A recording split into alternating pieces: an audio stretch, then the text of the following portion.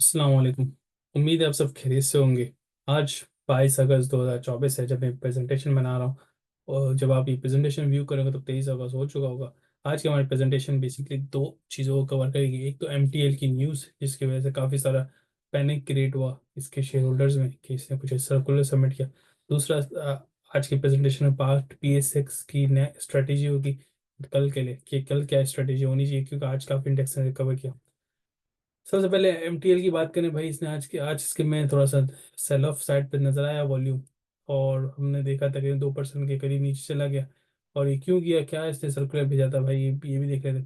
इसने आज एक स्टॉक एक्सचेंज में सर्कुलर सबमिट किया कि जिसमें लिखा था कि अ, जी ट्रैक्टर के जी पे GST 10% है। और फिर जो इनपुट पे जब जो ये माल लेते हैं उस पर 18% है, तो इसका मतलब ये है कि गवर्नमेंट से इनको 8% रिसीव होना चाहिए। 10 18 देते हैं, 10 काटते हैं, तो 8% गवर्नमेंट से मिलना चाहिए जो कि मिल नहीं रहा। और वो एक बैलेंस एक्यूमुलेट होता जा रहा है। तो इन्होंने, अगर मैं इनके पैराग्राफ को पढूं तो ये चीज़ है। This is to inform all the stakeholder GST on the tractor is 10% and the GST on all input raw material is पर 18%, into resulting into a continuous stream of refunds. The government has not issued any mechanism for payment of refund claim yet, despite MTL seeking clarification. Resultantly, MTL is now constrained to stop production till further notice. Basically government को बोला है कि भाई आप हमारा क्यों balance नहीं दे रहे, क्यों हमें बकाया नहीं दे रहे। अब हम काम कर रहे हैं, प्रोडक्शन रोक देते हैं, आगे काम नहीं करेंगे। अच्छा, अब देखते हैं इनका कितना बैलेंस है। इनके जो सितंबर से मार्च के अकाउंट है उसमें 6.5 अरब 6.2 बिलियन इसका बैलेंस है रिसीवर। और ये बैलेंस बेसिकली इधर से आ रहा है गवर्नमेंट के इधर से। और ये इसका कोई नोट नहीं डाला, लेकिन अगर इसी नोट को मैं पिछले साल के अकाउंट्स में देखूँ ईयर एंड के, इसमें नोट आ रहा है, इसमें वाज़ेह लिखा हुआ है। ये दिसंबर के हैं, जून के, पिछले साल के सॉरी, किस पीरियड के, जून के। उसमें तकरीबन 6 अरब का रिसीवल, सेल्स टैक्स का रिसीवल है जो कि गवर्नमेंट दे नहीं रही। जबकि ये एमटीएल बार बार याद ध्यान ही करा रही है और मांग रही है पैसे। तो एमटीएल की स्ट्रेटेजी ये थी कि एमटीएल ने गवर्नमेंट को थोड़ा सा डराने के लिए, थोड़ा सा अपनी बात में वजन रखने के लिए बोला है कि हम अपनी प्रोडक्शन रोक रहे हैं। और जब तक ताकि गवर्नमेंट को थोड़ा सा एक वो प्रेशर में आ जाए कि भाई अपनी प्रोडक्शन रोक रहे हैं, नुकसान होगा मुल्क का, लोगों का, एम्प्लॉयज़ का, तो refund tax, sales tax refund करना वापस शुरू कर दे। तो इस वजह से एमटीएल ने नोटिस दिया। इसका शेयर होल्डिंग पे कोई फर्क नहीं पड़ना चाहिए, क्योंकि मैं अब एक चीज़ मैं आपको बताता हूँ। इन्होंने लिखा कि हम प्रोडक्शन नहीं करेंगे, मतलब बनाएंगे नहीं। अच्छा, अब इसके मार्च के जो अकाउंट्स है ना, इसमें अगर मैं चले जाऊँ, इनके पास तकरीबन 15 अरब का स्टॉक पड़ा हुआ है। स्टॉक से मुरा दिए है 15 अरब के इनके पास।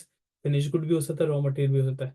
तो मेरी एक्सपेक्टेशन ये है, इनके पास इतना मटेरियल फिलहाल, इतना रेडी फिनिश गुड पड़ा हुआ है, इतने फिनिश ट्रैक्टर्स पड़े हुए हैं जो इनकी प्रोडक्शन जो अभी क्लोजर फेस किया है ना इन्होंने, 1 हफ्ता, 2 हफ्ता, 3 हफ्ता, उसके लिए सफिशिएंट है।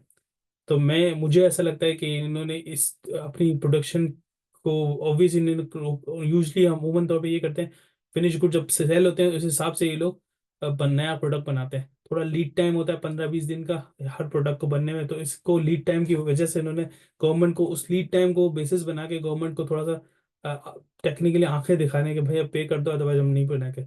और एक्चुअल में बेस वजह ये है कि इनके पास ऑलरेडी फिनिश प्रोडक्ट पड़ा हुआ है सफिशिएंट। तो इसलिए इनको रोकनी ही थी प्रोडक्शन, मुझे समझ में आती है। हो सकता है कोई फायदा हो उसके पीछे, कोई और इंसेंटिव हो, मुझे नहीं समझ में आ रही हो, लेकिन बाजार ही ऐसा लगता है। क्योंकि कोई भी कंपनी नहीं चाहेगी, क्योंकि बोर्ड ऑफ डायरेक्टर्स ने अगर डिसाइड किया है इस तरह से चीज़ें, तो मैं नहीं समझता कोई भी कंपनी CEO चीफ एग्जीक्यूटिव चाहेगा ऐसा हो। क्यों? क्योंकि उससे उसका भी नुकसान है, क्योंकि उसको प्रॉफिटेबिलिटी पे हिस्सा मिलता है, अपनी रेम्यूनरेशन मिलती है कम, और वो सब चीज़ से इफेक्ट होगी। तो मैं नहीं समझता ये एक, मतलब इस तरह से इन्होंने सोच के करा है कि हम कभी भी नहीं खोलेंगे, बंद नहीं कर देंगे, ऐसा नहीं। ये सिर्फ एक गवर्नमेंट को थोड़ा सा अपनी बात में वजन पैदा करने के लिए, यही वजह। तो इससे शेयर होल्डर को कोई इम्पैक्ट नहीं होना चाहिए, कंपनी की वैल्यू वही रहेगी, कंपनी की वैल्यू कम नहीं होगी। मैं समझता हूँ that is a buying opportunity to get in. तो इस न्यूज़ को इस तरह से नहीं लेके, अब नेगेटिव है, अब कुछ भी नहीं होगा, क्या मतलब खत्म ही हो गई कंपनी, ऐसा नहीं है। इसको बाइंग अपॉर्चुनिटी समझ के आकर डिप लें और फिर एंजॉय करें इंशाल्लाह। 2-3, मतलब मेरे ख्याल में फर्दर वापस इमीडिएटली कुछ ना कुछ दिनों में क्लेरिफिकेशन आ जाएगी। अच्छा, आज दूसरी चीज, पाकिस्तान स्टॉक एक्सचेंज कल की स्ट्रेटेजी क्या है। अच्छा, आज मार्केट थोड़ी सी पॉजिटिव रही। मतलब बाजार तो नजर आ रहे 532 पॉइंट पॉजिटिव रही है, लेकिन इसमें ना सारे पेनी स्टॉक तो चले ही चले, ठीक है, उस पर मैं बात नहीं कर रहा, मैं पेनी स्टॉक में यूजली डील नहीं करता, लेकिन बड़े शेयर मुझे उनमें नहीं नजर आया जो चलने चाहिए, जैसे कि एंग्रो हो गया, आज एंग्रो का रिजल्ट अच्छा है, वो मुझे नजर नहीं आया। पीआरएल का अच्छा रिजल्ट आया तो मैं एक्सपेक्ट करता हूँ उसमें भी अ, उसमें हमें से पोजीशन रखनी चाहिए। अगर आपके कल एक्सपेक्टेशन ये पीआरएल में कि कल भी अपर लॉक लगेगा, तो उसमें आप देखना कि अगर कल भी अपर लॉक लगे तो रहने देना, अदरवाइज मंडे को अगर लॉक खुलता है तो सेल कर देना। अगर कल लॉक खुल जाए पीआरएल का तो I suggest sell on strength करना। कल की मेरी सजेशन ये है, कल आप अपना प्रॉफिट बुकिंग करें, रिस्पेक्टिव आज का दिन पॉजिटिव रहे, हमेशा प्रॉफिट बुक कर करके चले। मुझे लगता है कि ये पॉजिटिविटी है, लेकिन कोई मार्केट में कोई ऐसी न्यूज़ नहीं है जिससे मार्केट ऊपर ही जाए फिलहाल। हो सकता है आने वाले वक्त में आईएमएफ का वो लोन, आईएमएफ का एग्रीमेंट साइन हो जाए तो आ जाए, लेकिन फिलहाल अभी मुझे नज़र नहीं आती कोई पॉजिटिव। प्लस कल कोई फाइनेंशियल रिजल्ट्स भी नहीं है किसी कंपनी के, कोई बड़ी कंपनी का, अच्छी कंपनी का, तो मैं नहीं समझता मार्केट में फिलहाल कोई जान होगी। तो विद दैट इन माइंड आप profit on strength, I mean sell on strength करें और प्रॉफिट बुक करें, और फिर वापस आप लोअर पे ले लें नेक्स्ट वीक। यूजली जुम्मे वाला दिन थोड़ा सा डल ही रहता है, थोड़ा सा सुस्त रहता है, इसको माइंड में रखना। आई थिंक दैट्स इट, ये मेरा व्यू था, यही मेरे राय। कोई चीज़ पर्टिकुलर स्टॉक को कवर करना तो मैं इंशाल्लाह करूंगा। एमटीएल पे मैं इंशाल्लाह मजीद डिटेल में वीडियो बनाऊंगा जब इसके फुल फ्लैश अकाउंट्स आ जाएंगे। अभी तक इन्होंने पब्लिश नहीं किए, मतलब इसके अभी फुल फ्लैश अकाउंट आना ड्यू है, तो जैसे आएंगे मैं बनाऊंगा। और उस पर डिविडेंड की भी एक्सपेक्टेशन है फिलहाल, तो keep that in mind, is a buying opportunity MTL.